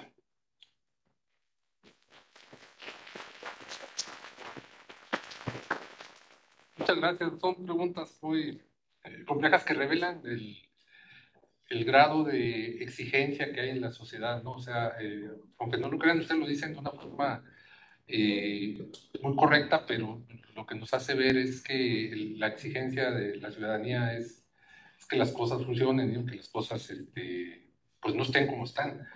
En lo que se refiere a la pregunta de cómo podemos atacar algo que vemos normal, esto es, en vez de castigar a la gente, ¿cómo no sería mejor prevenirlo? Yo le pediría al maestro mejor que si nos puede dar alguna luz al respecto. Adelante. Espero hacerlo, Luis, o no confundirlos más. A ver, quien nos convenció de que la corrupción somos todos fue el propio régimen político. Ahorita se acordaban, ¿no?, de Miguel de la Madrid, pero me fui un poquito más atrás, ¿no?, con López Portillo. Y la frase, la corrupción somos todos, era una frase diseñada, dejen nada más para documentar el pesimismo, como decía un célebre escritor mexicano, fue diseñada por un mercadólogo para normalizar la corrupción y que no fuera evidente la corrupción del régimen. Al hacerlo cultural, evitaban que se les criticaba. No es una casualidad cuando se evocó hace un momento el caso de otro jefe de Estado que también afirmó recientemente que la corrupción era cultural, que se utilice como estrategia de comunicación política, porque al normalizarla, ellos ya no son responsables. Es un problema de la colonia, es un problema, ¿no?, del mestizaje mal hecho, de la deformación de... Ahorita, Luis, hablamos hasta de Bulnes, ¿no? Y entonces empiezas a construir esta narrativa de que el problema es de todos y por lo tanto no es de nadie. Eso está construido intencionalmente. Los países que le han dado la vuelta a construcciones así, y voy a poner un ejemplo que está en Netflix para que no haya necesidad de leer más de lo que ya les den sus catedráticas. Las sociedades que le han dado la vuelta, lo primero que hicieron fue reconocer que esas construcciones son artificiales, que no hay nada realmente intrínseco a la mexicanidad que esté... Déjame ponerlo en estos términos. Me fui a ver al Instituto Nacional de Medicina Genómica si la corrupción estaba en los genes y no encontré ningún gen de la corrupción, ¿sí? Es una construcción político-mercadológica. Y esa construcción es muy peligrosa porque entonces empiezas a encontrar evidencia tú de que eres parte del problema. Es que yo una vez le di dinero a la gente de tránsito cuando estaba pisteando con mis amigos y entonces creo que hay que tener mucho cuidado porque esa es una construcción desde el poder. El poder busca normalizar la corrupción para que todos nos sentamos parte de ella y ya no seamos críticos como lo puede ser este grupo de alumnos y de profesores, ¿no? Déjenme plantear ese primer asunto. Y muy rápidamente, Luis, para no abusar del micrófono, pero tratar de engarzar con otro tema. Ese es el riesgo del tema preventivo. Como es muy difícil acreditar que una medida preventiva tuvo un efecto, entonces es un lugar donde se gastan cantidades fantásticas de dinero. Porque imagínense ustedes, por ejemplo, México ha gastado más de 2.200 millones de pesos en campañas anticorrupción para decir que la corrupción es un problema. Y si ustedes revisan, por ejemplo, el tiraje de un ejemplar, de una cartilla moral, pues no fue económico, ¿no? Llegó a todos los rincones del país. Es una cantidad muy importante de recursos para sensibilizar. Pero al mismo tiempo te están diciendo que la corrupción somos todos. Entonces es el negocio perfecto. Dices que estás previniendo cuando en realidad el mensaje y la construcción de narrativa sobre el país es esa. Voy a Netflix. Dinamarca, Finlandia, Suecia, Noruega, todos los países que hoy son ejemplo de, no sé si de integridad, porque el escándalo de lavado de dinero más grande del mundo fue en Dinamarca, pero por lo menos de mejores prácticas gubernamentales, digamos, una administración pública mucho más eficaz. Todos son países de bárbaros. Netflix está lleno de series sobre los vikingos y los bárbaros, y ahí se da uno cuenta cómo es una construcción artificial. Si tú te enorgulleces de ser vikingo bárbaro, violar a las mujeres del pueblo vecino, saquearlo, pues eso se convierte en tu construcción de identidad nacional.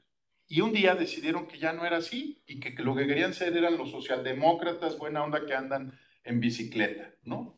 Ya no lo son, por cierto, ¿no? Si uno ve quién está ganando las elecciones en los países del norte de Europa, se va a llevar una sorpresa, no son los socialdemócratas. Pero es una construcción. Nueva Zelanda y Australia eran las cárceles coloniales del Reino Unido.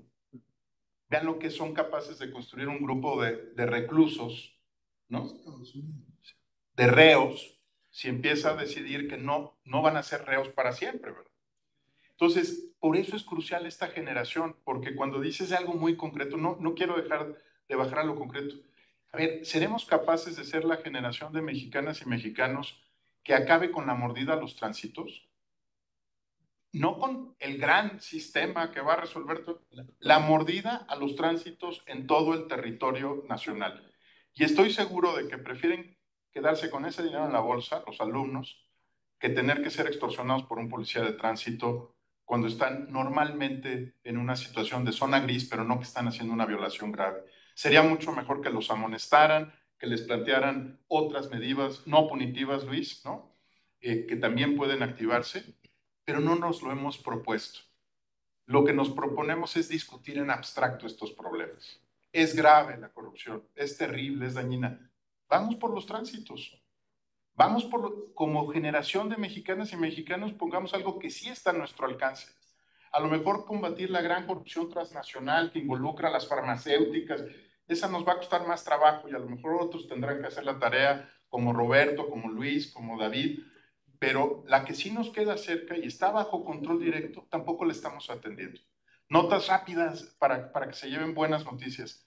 Así cambiamos la licencia permanente en la Ciudad de México. Nos salimos del rollo y creamos la licencia permanente y más de uno debe tenerla todavía y la cuida celosamente. Así cambiamos el pasaporte. El pasaporte estaba lleno de corrupción, ya lo sacamos la corrupción de los pasaportes, sacas una cita, vas a sacar tu pasaporte. Se puede, pero tenemos que dejar de lado esta concepción desde el poder de la corrupción. El poder quiere normalizar la corrupción todo el tiempo para que ustedes no sean críticos con el poder.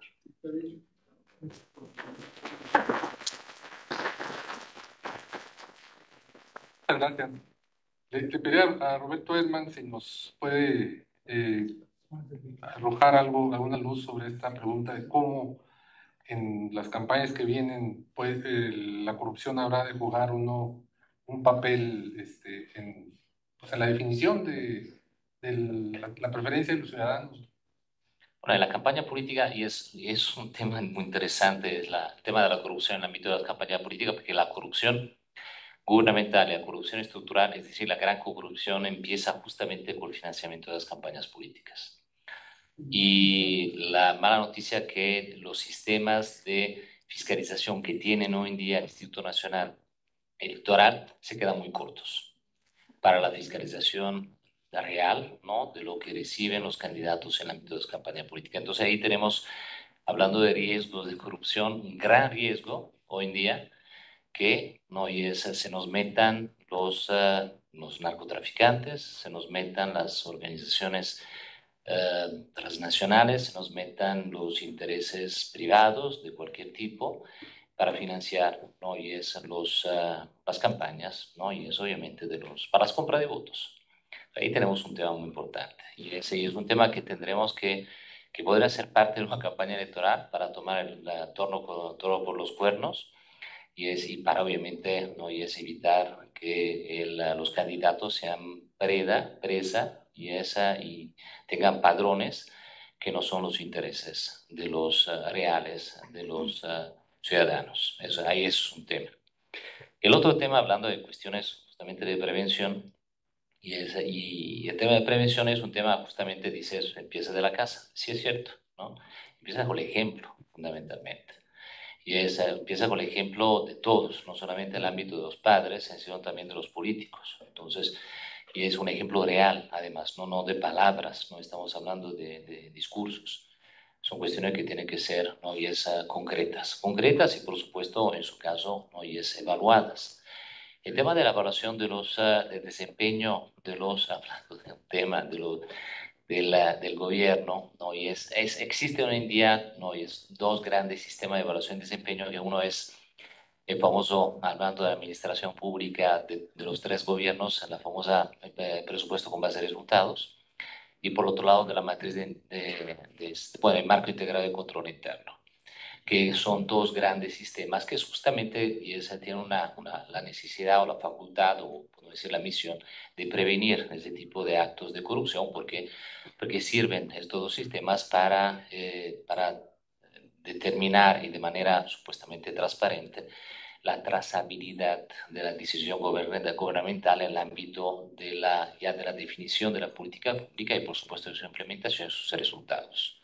Aquí el tema es hablando de prevención, que sí existen los mecanismos, pero son, otra vez, inoperantes, es una simulación, por muchas razones, porque no tiene muchos años, porque los funcionarios todavía no están capacitados, porque no hay gran interés en el ámbito de la operación no concreta de este tipo de sistemas, pero sí existen. Cuando hablaba antes de la falta de coordinación de los integrantes del Sistema Nacional de Anticorrupción, tiene que ver también mucho con eso, ¿no?, que sí hay sistemas, pero no se están llevando a cabo de manera, no solamente por cada una de las instituciones, sino también de manera coordinada, porque esos sistemas son sistemas interinstitucionales.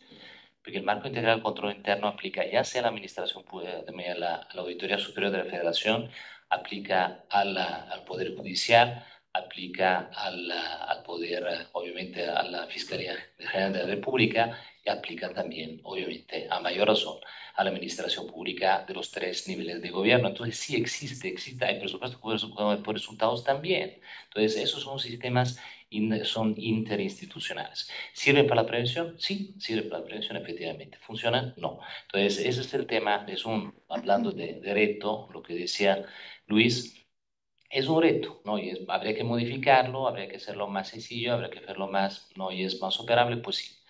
Pues sí, y regresando al tema que me interesó mucho, ¿no? ¿Qué hacer para cambiar las cosas que se consideran como normales? Como decía nuestro amigo y colega estudiante.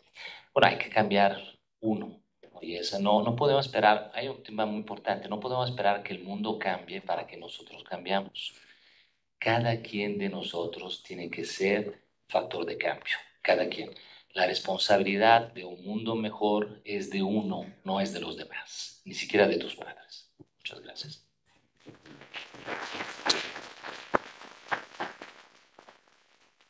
Como ven, hay material para seguir hablando largo tiempo. Voy a hacer alusión rápida, ya no veo de tiempo para no abusar demasiado del tiempo de ustedes, a algunas de las otras preguntas que estaban por aquí vertidas.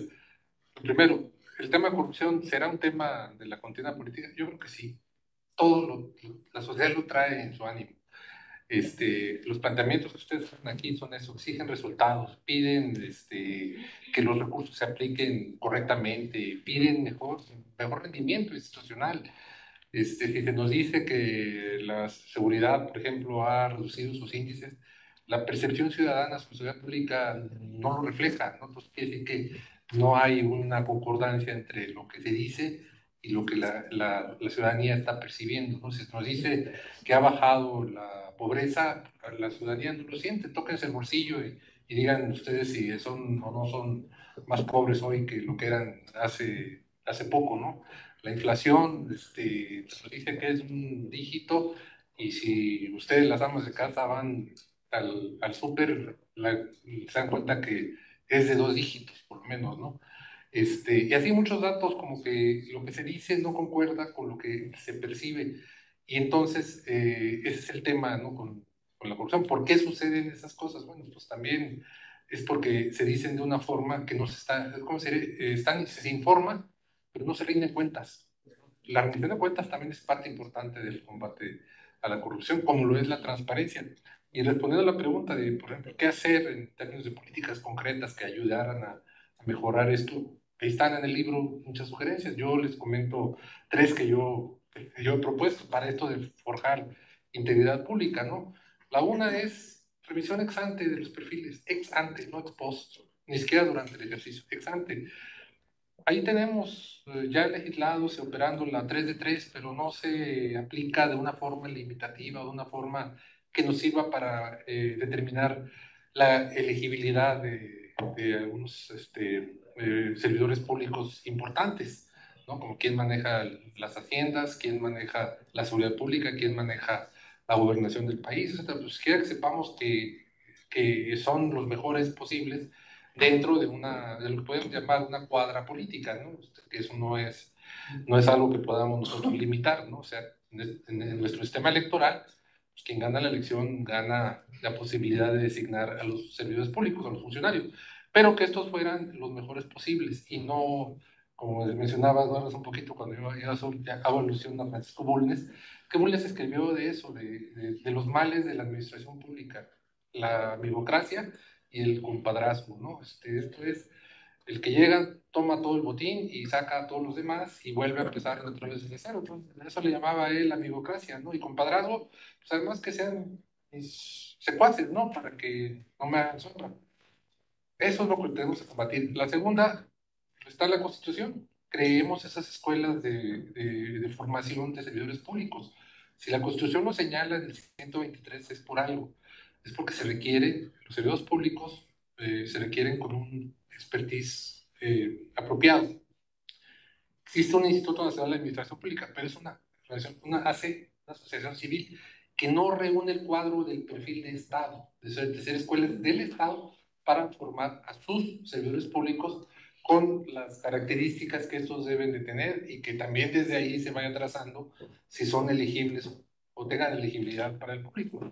Luego, estoy seguro que muchos de los aquí presentes piensan en algún sentido, en algún momento, ingresar al servicio público, pero yo preguntaría cuántos dicen yo voy a ingresar porque yo quiero ser secretario de Educación Pública, ¿no? Y se está preparando para ser un muy buen secretario de Educación Pública.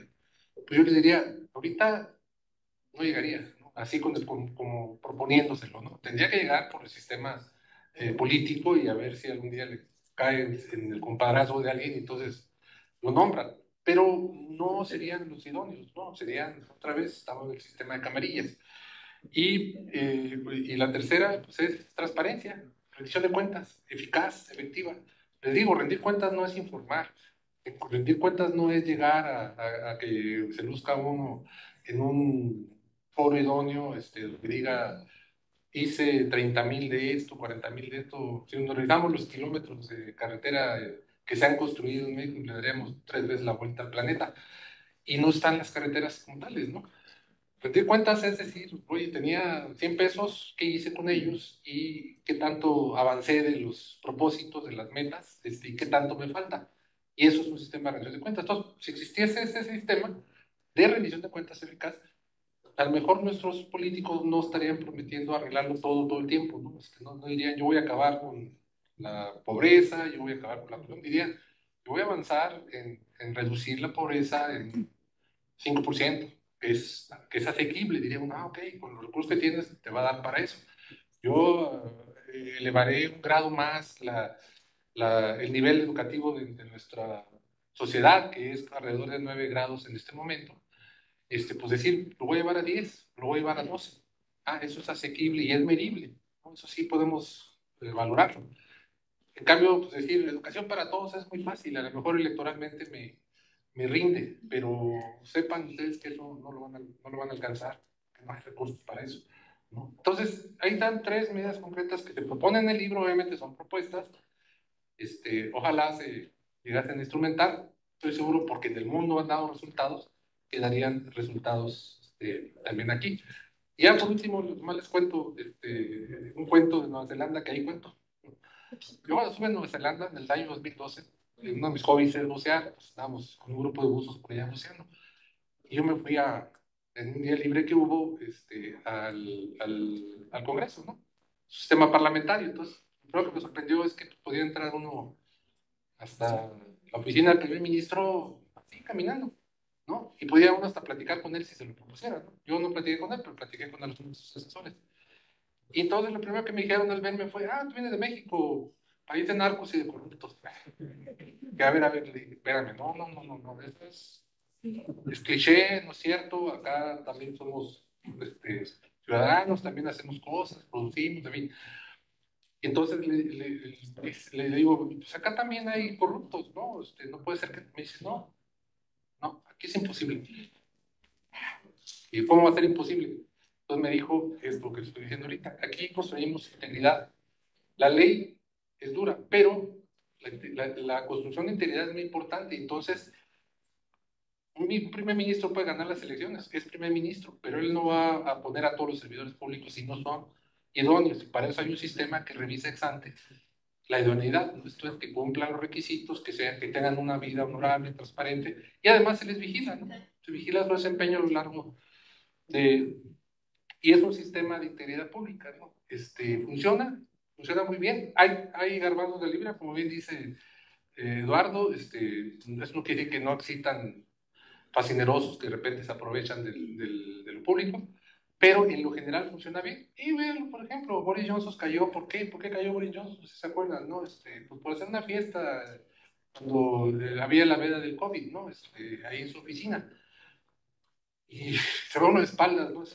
Piensen eso aquí en nuestro México. ¿Sería posible que eso sucediera, ¿no? Que cayera un primer ministro, un ministro, ¿no? De alto nivel por algo así? Pues no, porque no hay transparencia, ¿verdad?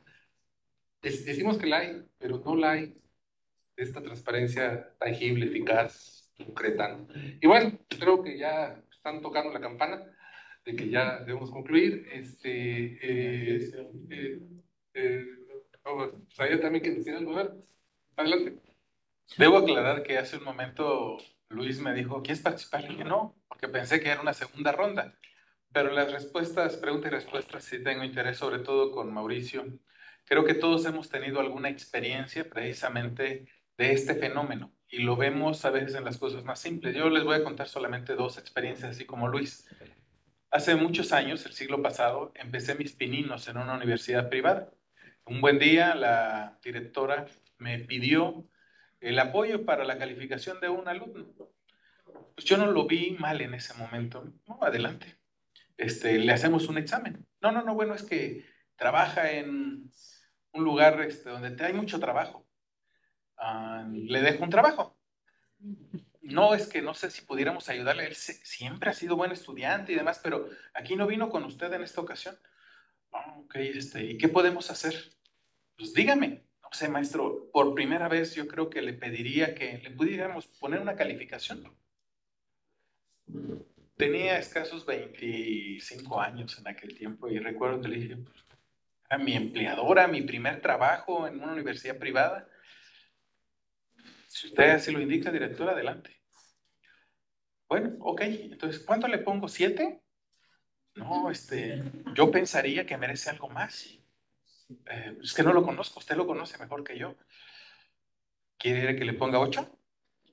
Pues es que siempre le he echado ganas. Total, me sugirió el 10. Le dije, perfecto, maestro. Mañana le traigo la lista de calificaciones. Y llegué a mi casa, lo platiqué con mi papá y me dijo, ¿y qué te he enseñado? Y presenté mi renuncia. Me acuerdo claramente. Le dije, no estoy dispuesto a seguir el pacto de mediocridad, donde unos hacen como que enseñan, otros hacen como que aprenden y la universidad hace como que paga. Y renuncié y durante muchos años no entré a una universidad privada pensando que así eran todas. Después descubrí que la universidad pública también tiene lo suyo. La segunda anécdota tiene que ver con estos mecanismos de todos los días. ¿Cuántas veces no nos han detenido? ¿No te pasaste el alto, la infracción, por favor? No, nos podemos arreglar. Simplemente digan no. Asuman algo que nos enseñaron en la casa, no en la escuela, a ser responsables, a tener los suficientes valores como para enfrentar el mundo. Y créanme que es bastante difícil, tiene un costo alto, pero al final esa rendición de cuentas de la que hablaba Luis la tenemos que hacer nosotros en nuestra vida, en nuestro día a día. Estoy dándole el mejor ejemplo a mis hijos, les estoy dejando el mejor apellido, lo estoy dejando tal y como me lo encontraron, con valores, con dignidad. Yo creo que por ahí empieza. Yo sí creo que es totalmente cultural porque lo he vivido todos los días de mi vida. Este país está, pareciera, hecho para la corrupción. Y lo veo todos los días, lo mismo con alumnos. Y en Guerrero, créanme que es más difícil porque en ocasiones los alumnos que no pasan te esperan con un arma en el estacionamiento. Solamente 3 cosas piden muchos de los jefes que he tenido. 3 cosas que son lealtad, trabajo y honradez. Es lo único que nos pide la vida. Es lo que podemos dar. Si somos capaces de eso, las instituciones también mejorarán porque creo firmemente que la gran solución no está en ningún sistema jurídico, político. Está en los valores que como padres vamos a inculcar a nuestros hijos. Y por eso también me he puesto por esta generación que eventualmente espero tengan hijos. De veras, y no perrijos u otra cosa, ¿no? Entonces, sí le apuesto a eso, que los valores los podamos transmitir, y eso pues me parece lo más fuerte que puede haber en el combate a la corrupción, el ejemplo. Recuerden que la palabra mueve, pero el ejemplo arrastra. Gracias.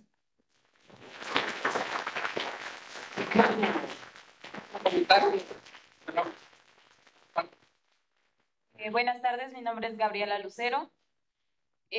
Pues dejando a un lado todo de, pues ya política o algún famoso para hacer hincapié, quisiera saber cómo van a llevar a cabo esto del combate a la corrupción en un campo ya abierto. Dejemos de lado lo que es lo escrito o la cátedra, porque cualquiera puede venir a dar la cátedra.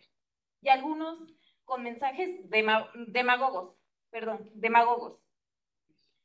Y está bien, me gustó mucho la cátedra, no lo puedo negar, pero en realidad, ¿qué se va a hacer a campo abierto? ¿Cuál es su solución de ustedes a campo abierto? Pues ya, solo para rematar, esas propuestas están en el libro, se pueden ahí encontrar muchas. Hay que leerlo y nos vamos a reunir. Perdón que le interrumpa, a eso voy. No simplemente a la lectura, porque desgraciadamente en México no tenemos una cultura amplia de leer, de estarnos informando, de esta cultura de si hoy me interesa eso, lo voy a investigar, lo voy a buscar. Desgraciadamente no es así. Y desgraciadamente todavía tenemos gente que no, por X o Y razón, no tienen estudios. Niños que se ven en la calle y que si usted se pregunta si saben leer, no saben leer. ¿Cómo lo llevaría en campo? No muchos cuentan con la economía suficiente, aunque sean 50 pesos, para gastar en un libro, prefieren comer. ¿Estamos de acuerdo? Ahora, ¿cómo lo llevarían a campo? Pues es bastante complejo eso, ¿no? Pero para empezar, pues se lleva a campo con un buen sistema educativo y la educación llega hasta el último rincón. ¿Nos falta mejorarla? Sí. Lo que tenemos que hacer es persistir. Un primer ministro inglés vino hace poco y dijo que ellos más llevaban 300 años construyendo su sistema de vida, ¿no? Nosotros también tenemos que persistir en las buenas prácticas para que podamos seguir avanzando. Y lo que nos compete a nosotros que estamos ahorita en un ámbito político académico es insistir con los legisladores para que ellos en el ámbito de la política traduzcan todas estas propuestas en mejores leyes y en mejores ejercicios de la ley. Por ejemplo, ahorita viene el presupuesto, pues habrá que discutir y habrá que poner el acento en ello. Ya no quiero abusar más del tiempo de todos los aquí presentes. Sé que siempre nos quedan en el ánimo muchas cosas pendientes y los vamos a seguir invitando a eventos como todavía tenemos mucho trabajo que queremos mostrarles. Como les comentaba, el senador Yerbe nos ha dicho que estemos cerca de la sociedad, estemos cerca de ustedes, de los jóvenes, y en el Instituto Belisario Domínguez pues están las puertas abiertas, tanto en la biblioteca, donde tenemos también un sistema de consulta virtual, como en los diferentes escenarios y seminarios que estamos por realizar y que les haremos llegar pronto las invitaciones. Yo les agradezco a todos, a los aquí presentes, al distinguido presidio, a nuestros autores, a la editorial Tirano Blanche y a todos ustedes y a nuestros jóvenes que nos acompañaron por el tiempo que han invertido en esta presentación. Y el libro ahí está, a sus órdenes, pueden consultar digitalmente en la página de tiranoblanche.online.com, algo así es. Pueden adquirir el libro también y está para consulta electrónica. Muchas gracias a todos, muchas gracias a todos por su asistencia.